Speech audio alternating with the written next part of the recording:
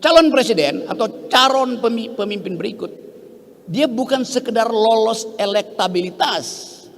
Yang nentuin elektabilitas siapa? Anda, bukan kan? Lembaga survei kan? Dan semua lembaga survei itu pembohong, penipu. Dia nggak pernah mempertanggungjawabkan dananya dari mana. Anda bayangkan di Eropa, harga tomat naik 1 euro, Perdana Menterinya jatuh. Itu namanya pertanggungjawaban moral. Kalau Anda janji, Anda mesti jaga. Sekarang Pak Jokowi janji semua hal, nggak ada satupun yang dipenuhi. IKN itu tidak masuk dalam perjanjian dengan Anda. Tiba-tiba ada IKN. Kereta cepat sampai sekarang mangkrak. Pikiran yang tidak diganggu itu bukan pikiran. Pikiran disebut pikiran kalau dia diganggu. Pikiran disebut pikiran kalau dia dipertengkarkan. Maka tidak ada dialektika, tidak ada didaktika. Konyol.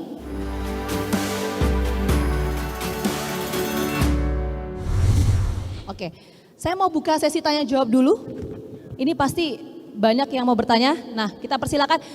Ini saya akan buka beberapa kloter ya. Untuk kloter pertama mungkin 3 penanya dulu. Oke, terima kasih. Kita berbicara tentang Indonesia, kita memasuki tahun 2023, masuki tahun politik. Karena nanti di Februari akan dilaksanakan proses peralihan kekuasaan. Pertanyaan kepada Bung Rocky, kalau Bung Rocky hari ini bisa melihat, siapa yang lebih cocok menjadi calon presiden di luar 3 yang sudah ada? Terima kasih. Bung Rocky sering berkata, sopan santun itu adalah bahasa tubuh begitu. Pikiran itu tidak memerlukan sopan santun. Pikiran yang disopan santunkan adalah sebuah kemunafikan begitu. Saya ingin bertanya bagaimana sebagai seorang mahasiswa yang memiliki aturan di kampus dan lain sebagainya, namun bisa dengan aman atau dengan bebas juga mengungkapkan apa yang ada di pikiran kita. Karena kalau tadi kita kutip Bung Rocky sering bilang, pikiran itu tidak memerlukan sopan santun begitu. Bagaimana cara kita tetap aman dalam mengungkapkan pikiran kita tentang pendapat-pendapat kita kayak gitu Bung Rocky. Terima kasih, saya berikan lagi. Pertanyaan saya, seperti apakah yang perlu kita ketahui kepada pemerintah supaya kita tahu pemerintah itu melaksanakan tugasnya sudah mendapatkan A+ supaya kita berhak atau pantas memujinya. Terima kasih, Bu. Mungkin untuk narasumber, mungkin dari Bung Rocky dulu. Oke, terima kasih. Yang capres belakangan ya, karena itu pertanyaan paling berbahaya nanti.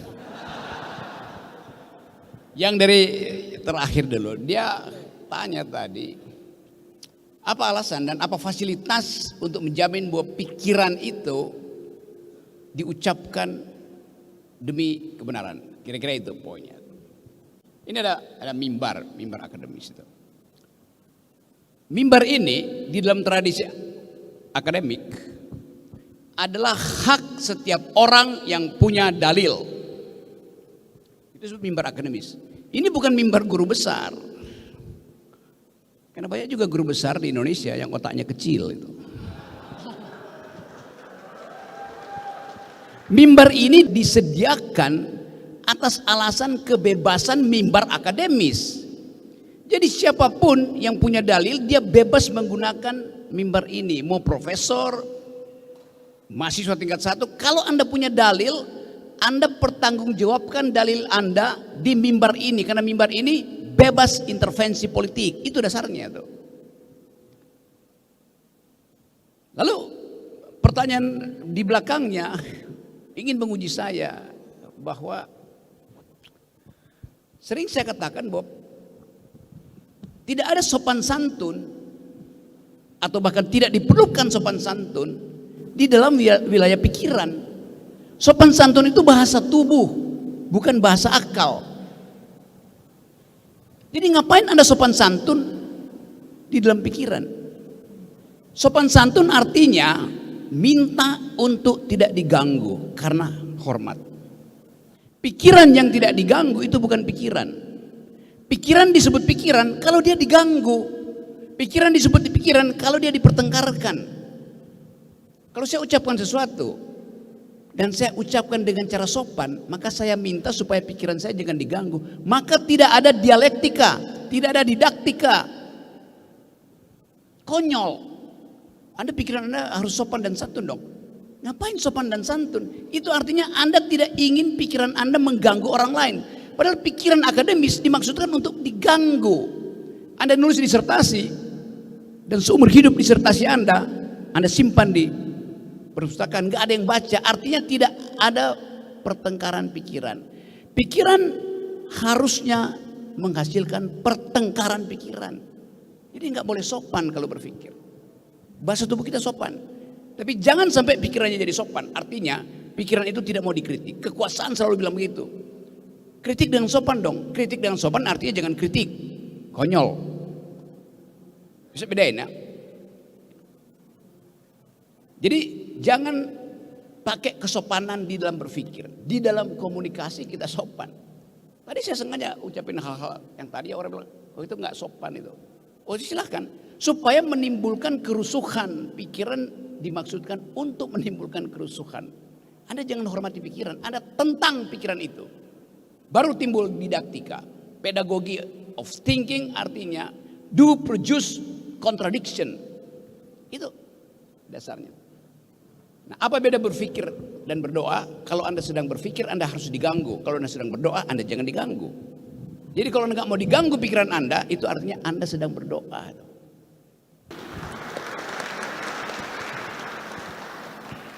Kan itu dasarnya kan. Sekarang kita takut berpikir. Akibat takut berpikir, maka kita menulis dengan cara yang buruk karena mau menyembunyikan kritik gitu. Anda takut untuk dosen Anda ada di depan kelas, Anda takut untuk kasih dia kritik. Artinya Anda menambahkan kedunguan. Dosen mesti kita kritik. Rektor mesti kita kritik. Kalau kebijakannya menyimpang dari prinsip-prinsip kebebasan akademik. Karena itu kemarin saya usulkan sebagai ada hari anti rektor. Bisa aja. Karena itu pentingnya duel argumen. Supaya kita tidak menyembunyikan sentimen, sebaiknya argumen itu diekspos habis itu. Kan jujur. Ini argumen saya, silakan kritik. Menimbulkan kerusuhan tidak. Argumen pasti menimbulkan percakapan. Yang menimbulkan kerusuhan itu sentimen. Oke. Itu soalnya lu tadi nanya soal capres cawapres itu. Saya nggak tahu siapa. Saya hanya bisa duga-duga itu. Tetapi saya kasih parameter. Calon presiden atau calon pemimpin berikut, dia bukan sekedar lolos elektabilitas. Yang nentuin elektabilitas siapa? Anda bukan kan? Lembaga survei kan? Dan semua lembaga survei itu pembohong, penipu. Yes, dia nggak pernah mempertanggungjawabkan dananya dari mana. Metodologinya bisa dibalik apa enggak? Kan survei yang jujur dia beritahu kami dibiayai oleh partai A. Oke. Dengan cara itu partai yang lain bisa menguji metodologinya, reverse logicsnya bisa diperlihatkan. Sekarang nggak bisa, bahkan nggak bisa diaudit dana-dana itu. Dana publik harus diaudit oleh publik. Pemilu adalah peristiwa publik, maka berhak kita universitas untuk tahu, Anda lembaga survei yang bayar Anda siapa itu. Prinsipnya itu tuh. Jadi saya ingin supaya calon pemimpin berikut dia tidak dihasilkan oleh lembaga survei. Tetapi dia harus diuji pertama-tama bukan oleh lembaga survei, tetapi oleh institusi yang memungkinkan dia lolos di bidang etikabilitas. Tadi Pak Abraham Samad mengatakan dia harus lolos integritas. Jadi etikabilitas mendahului elektabilitas. Pernah berbohong nggak dia? Pernah nipu mak-mak nggak? Pernah merusak lingkungan enggak? Record dia itu menunjukkan etikabilitas dia. Dia paham enggak apa itu publik? Jangan-jangan ini republik tanpa urusan publik akhirnya. Karena ini urusan elit doang. Jadi etikabilitas itu, statementship-nya tuh, watak kewarganegaraannya, watak kenegarawanannya, itu diperlukan di awal. Apa itu bisa disurvei? Enggak bisa. Itu kita lihat di dalam cara dia mengucapkan pikiran. Bahwa dia negarawan, bukan sekedar politikus itu. Yang kedua, kalau dia lolos etikabilitas, saya pasang filter kedua, namanya intelektualitas. Karena pemimpin 2024, dia mesti bergaul dengan milenial dunia, dia mesti bergaul dengan grammar baru dunia. Tanya sama dia, do you speak environmental ethics, Mr. President? Do you speak global new green global economy? Jangan presiden yang akan datang untuk berdebat di forum internasional mesti disiapkan 3-4 kertas untuk dicontek-contek itu. Malu. Apa yang selesai di kepala pasti sempurna diucapkan. Jadi kalau dia gagap dan gugup mengucapkan sesuatu, artinya kepalanya tidak berisi. Dalilnya begitu. Jadi teman-teman mahasiswa, ujilah calon-calon presiden berikut. Pertama di dalam prinsip etikabilitas, kedua intelektualitas, baru elektabilitas. Di mana dia diuji? Pasti bukan di panggung dangdut. Anda nggak bisa menguji intelektual seseorang di panggung dangdut. Di TikTok nggak mungkin. Hobi dia bisa macam-macam. Termasuk main Tetris. Itu Tetris ya panggung. Tapi sekali lagi saya tahu Anda gelisah memahami tren masa depan. Tetapi kita bisa batalkan kegelisahan itu. Kalau kita bilang bahwa kalian semua calon pemimpin datang ke UNES. Karena UNES adalah universitas yang nekat sekali untuk menguji pikiran Anda. Coba, siapa yang berani datang di sini? Dan jangan bawa buzzer, jangan bawa tim sukses. Datang dengan pikiranmu yang otentik. Apa pendapatmu tentang gerak bangsa yang menghadapi situasi global? Apa pendapatmu tentang kerusakan lingkungan yang kau bikin sendiri? Itu kejujurannya di situ. Supaya kita tidak beli pemimpin kucing di dalam karung. Boleh aja kucing dalam karung, tapi karungnya kita bolongin supaya kita langsung lihat kucingnya warna apa. Jadi sekali teman-teman, saya senang dan saya kira ini gerakan yang bagus. Kita pamerkan pada publik Indonesia bahwa dari forum-forum akademis semacam ini kita hasilkan pemimpin. Udah betul inisiatif di awal di sini supaya rektor-rektor yang lain juga jangan baper kalau undang saya, undang Pak Samad itu nggak usah baper, biasa aja tuh. Nanti timbul kerusuhan, memang saya ingin rusuh. Membuat bangsa ini rusuh karena berpikir, bukan rusuh karena korupsi. Anda bayangkan Pak Samad itu betul, koruptor habis keluar dari penjara 20 tahun, 15 tahun. Tiba-tiba balihonya ada di mana-mana. Lalu bagaimana mungkin mau disulap seseorang yang punya moral buruk, tapi mau di-upload lagi jadi pemimpin? Kan gila. Nah, kita belajar dari situ bahwa kampus mendidik dua hal, intelektualitas dan integritas. Jadi kita pastikan bahwa kita terbitkan matahari pikiran dari UNES dan jangan matahari itu tenggelam sebelum 2024. Makasih. Oke, terima kasih banyak Bung Rocky. Oke, saya mau buka sesi tanya jawab. Karena ini banyak, jadi kita buka. Oh udah ya. Oke, kita buka mungkin untuk sesi kloter kedua ini 5 orang. Selamat sore, perkenalkan nama saya Asrofa Wahyu Aiman. Saya mahasiswa bimbingan dan konseling. Pertanyaan saya, apa sih yang membuat negara ini masih bersatu? Itu pertanyaan dasar saya, mengapa negara ini masih bisa bersatu? Apakah karena Pancasila atau apakah karena hal apa? Mengingat ketika kita melihat akhir-akhir ini berbagai hal-hal yang tidak masuk akal itu terjadi gitu di mana-mana. Pemimpin-pemimpin yang korupsi di berbagai daerah, atau mungkin kepala-kepala daerah yang baperan itu dilindungi sama undang-undang.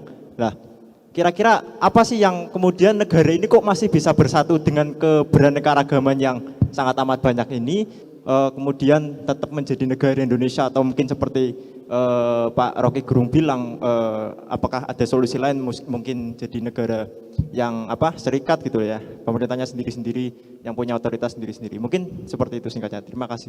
Perkenalkan, saya Muhammad Wahyu Al-Fakar dari jurusan Magister Ilmu Hukum UNES. Sini saya akan bertanya kepada Prof. Rocky dan Dr. Abraham Samad, bagaimana cara kami sebagai anak muda Indonesia yang teridentifikasi memiliki IQ pas-pasan ini dapat mengejar ketertinggalan untuk menyelesaikan masalah-masalah yang selalu diwarisi oleh rezim-rezim sebelum kami. Karena mau tidak mau kami yang akan melanjutkan estafet dari rezim-rezim sebelumnya. Baik, terima kasih. Wassalamualaikum warahmatullahi wabarakatuh. Perkenalkan, saya Bayang Abdul, saya mahasiswa biasa aja. Ketika hari pertama ospek, kita disuguhkan bagaimana kita harus peduli akan sosial, peduli akan masyarakat dan sebagainya. Itu juga didorong bagaimana kita mahasiswa memiliki posisi untuk melakukan perubahan dan melakukan sebuah pembaharuan. Tetapi, apakah masih relevan ketika kita memandang mahasiswa sebagai sebuah agent of change, social control maupun iron stock, di mana saat ini ada fenomena, yakni fenomena FOMO, kemudian impostor syndrome, open recruitment syndrome, bagi-bagi jabatan sindrom, etc. Seperti itu. Terima kasih. Assalamualaikum warahmatullahi wabarakatuh. Jadi sebelumnya perkenalkan, nama saya Namiroh dari Fakultas Ekonomi yang baru-baru ini berubah menjadi Fakultas Ekonomika dan Bisnis angkatan 2021. Kita kan disuruh untuk anti korupsi, tetapi terkadang dari atasan itu kita regulasi-regulasi yang membuat kita harus korupsi. Misalnya SIM tembak, kan itu susah banget ya Pak, kita membuat SIM. Tapi ternyata kita harus membuat SIM nih buat kita tidak melanggar peraturan. Akan tetapi susahnya itu membuat kita harus korupsi dengan cara yang SIM tembak tadi seperti itu. Jadi bagaimana menurut Bapak kita sebagai pemuda itu melawan hal-hal seperti itu? Baik, terima kasih. Wassalamualaikum warahmatullahi wabarakatuh. Oke, nama saya Muhammad Bagus dari jurusan Teknik Mesin. Tema hari ini adalah menggugah keindonesiaan kita. Jadi seolah Indonesia kita itu tertidur. Dan harus digugah, kalau digugah bahasa Indonesia itu dibangunkan. Dan kami, mungkin beberapa teman kami dan khalayak ramai juga mungkin pesimis bahwa Indonesia ini akan terbangun. Jadi bagaimana menurut Bang Rocky agar bisa memotivasi kami agar pesimisme kami menjadi optimisme. Terima kasih. Wah, kalau tanyanya ke filsuf, jawabnya bisa ini ya, kompleks. Itu pertanyaan terakhir apa? Bahagia itu apa? Kalau yang bertanya mahasiswi saya jawab. Oke, saya bikin semacam sinopsis ya dari problem tadi. Kan kita cemas melihat arah dari bangsa ini, kemana ujungnya itu? Apakah negara ini akan berakhir pada negara kapitalis? Apakah negara akan berakhir pada negara agama? Apakah negara akan berakhir pada negara sosialis? Kan itu semua pertanyaan yang unthinkable. Tetapi dia masuk di dalam bawah sadar kita. Karena kita bandingkan dengan keadaan dunia pada umumnya. Ada kecemasan di Ukraina, ada kecemasan di Cina, ada kecemasan di dalam negeri Amerika sendiri. Lalu kita lihat, kita bisa bertahan apa enggak, dia tanyakan tadi. Kalau secara ekonomi bangsa ini nggak mungkin punah karena seluruh mineral terbaik ada di sepanjang garis khatulistiwa. Semua kita punya. Tetapi justru itu soalnya. Yang kita punya itu tidak kembali menjadi milik kita. Di zaman Pak Harto, yang kita sebut sebagai konglomerat waktu itu atau oligarki, diberi hak oleh Presiden Soeharto untuk mengeksploitasi sumber alam kita. Tetapi yang balik ke negara masih 33-35%. Zaman Harto itu. Menghasilkan apa itu? Menghasilkan SD Impres, menghasilkan puskesmas. Menghasilkan stabilitas politik. Tetapi ongkosnya adalah otoritarianisme. Tetapi nggak ada orang yang pada waktu itu ya orang miskin ya akses terhadap yang disebut 9 kebutuhan dasar itu tetap bisa kita percaya. Karena setiap hari Rabu Harmoko atau bahkan Menteri Perekonomian datang depan TVRI, harga cabai sekian, besok harga bawang putih, harga beras, harga minyak sekian. Dan nggak mungkin lain, nggak mungkin berubah. Sekarang Anda percaya menteri mana yang bilang bahwa harga beras hari ini, besok 20 menit berubah. Harga minyak berubah tuh. Nggak ada kepastian. Satu waktu saya tiba di Bandara Banyuwangi. Seorang petani dari Sumatera, seseorang pada waktu itu saya nggak tahu dia siapa, dia tahan saya di Bandara Banyuwangi. Pak Rocky, saya mau bicara. Saya pikir dia intel. Ada apa? Dengan wajah cemas, kita bergeser sedikit ke arah toilet. Begini Pak Rocky, saya datang dari Sumatera, mau ke Jember, mau bawa pulang 2 anak saya. Tapi nggak mungkin, saya hanya boleh bawa pulang 1. Ada problem apa Pak? Karena dia menyekolahkan anaknya dari Sumatera ke Jember pada waktu harga sawit 4.000 atau 3.000 rupiah per kilo. Dan janji Pak Jokowi harga sawit akan stabil. Tiba-tiba harga sawit drop tinggal 700 rupiah. Keluarganya bingung bagaimana meneruskan kuliah dia. Itu artinya malam hari ada pertengkaran antara si bapak dan si ibu. Anak yang mana yang mesti dibawa pulang ke Sumatera? Problem. Begitu nyampe di Jember, bapaknya juga pusing. Apa alasannya untuk mengatakan, nak kamu harus pulang, saudaramu yang satu tinggal. Dia mesti pilih satu yang mesti dia korbankan. Karena dia nggak mampu lagi bayar uang kos, karena harga sawitnya jatuh. Padahal Jokowi janji akan stabil. Kalau dia pulang ke Sumatera, tetangganya akan kaget. Kenapa Anda pulang? Apakah Anda dungu? Apakah kamu narkotik? Apakah kamu DO? Jadi kebijakan negara membuat keluarga itu berantakan psikologinya tuh. Itu intinya kan. Anda bayangkan di Eropa, harga tomat naik 1 euro, Perdana Menterinya jatuh.